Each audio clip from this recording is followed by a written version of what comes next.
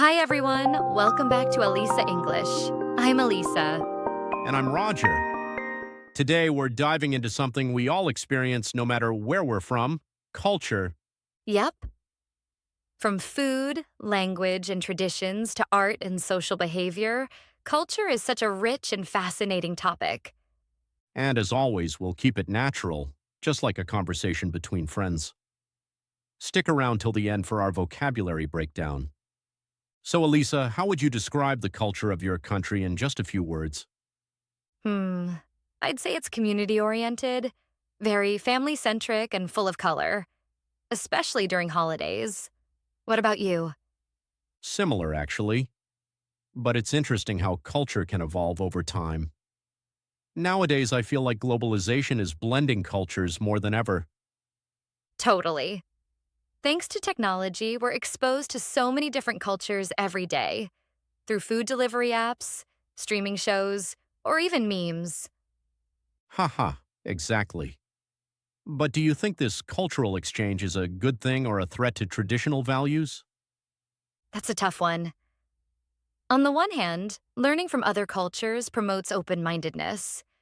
But on the other, some traditions might fade away over time. Yeah, it's like walking a fine line between preserving heritage and embracing change. For example, I used to celebrate a traditional harvest festival with my grandparents, but now it's more of a symbolic thing. Same here. Some customs are now just seen as photo opportunities. But hey, at least people are still keeping parts of them alive. True. By the way, do you think learning about other cultures can help us in real life, like at work or when traveling? Absolutely. Understanding cultural norms can help avoid misunderstandings.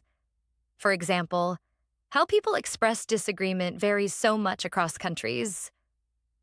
Yeah, in some cultures, being direct is seen as honest. In others, it might be rude. And even things like eye contact or handshakes carry different meanings. Cultural sensitivity is such a valuable skill. I once made the mistake of not taking off my shoes in someone's house abroad. Felt so embarrassed. Ha ha, that happens. It's part of the learning curve.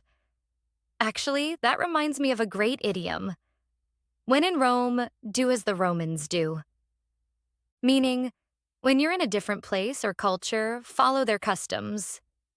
Example, I never liked spicy food, but in Thailand, I ate it every day. When in Rome, right? Perfect example. It really sums up the idea of cultural adaptability. And speaking of idioms, there's another one I like: to be a fish out of water, meaning to feel uncomfortable or out of place in a new environment. Example, when I first moved abroad, I felt like a fish out of water. Everything was unfamiliar. Love that. It captures that awkward stage of adjusting to new norms, but it also shows that culture can challenge us in meaningful ways. Definitely. At the end of the day, I think culture shapes how we see the world and how we connect with others. Agreed. And even though cultures differ, they also have so much in common: family, storytelling, celebration. Exactly. That shared human experience brings us closer together. All right, let's review some of the key language we use today. All right, let's wrap things up by looking at 5 new vocabulary words from today's conversation. We'll explain what they mean and show you how to use them in real life situations. So get ready to boost your vocabulary. Here we go. Globalization, the process by which businesses or cultures spread internationally. Example, globalization has introduced sushi to countries all over the world. Cultural exchange, the sharing of ideas, traditions, and values between cultures. Example, student exchange programs are great for cultural exchange. Open-mindedness, willingness to consider new ideas or opinions. Example, traveling taught me open-mindedness toward different lifestyles. Preserve, heritage, to protect and maintain traditions or culture. Example, museums help preserve cultural heritage. Cultural sensitivity, being aware of and respectful toward other cultures. Example, employers value cultural sensitivity in diverse teams. Now, let's take a closer look at some of the common phrases we used in today's conversation. These are expressions that native speakers use all the time, and they'll really help you sound more fluent and natural. Try to remember them and use them in your own speaking. They're super useful. Fade away to slowly disappear, walking a fine line, being in a delicate situation with risks on both sides. Photo opportunity, a moment ideal for taking pictures, often superficial. Learning curve, the time and effort required to learn something. Express disagreement, to show you have a different opinion.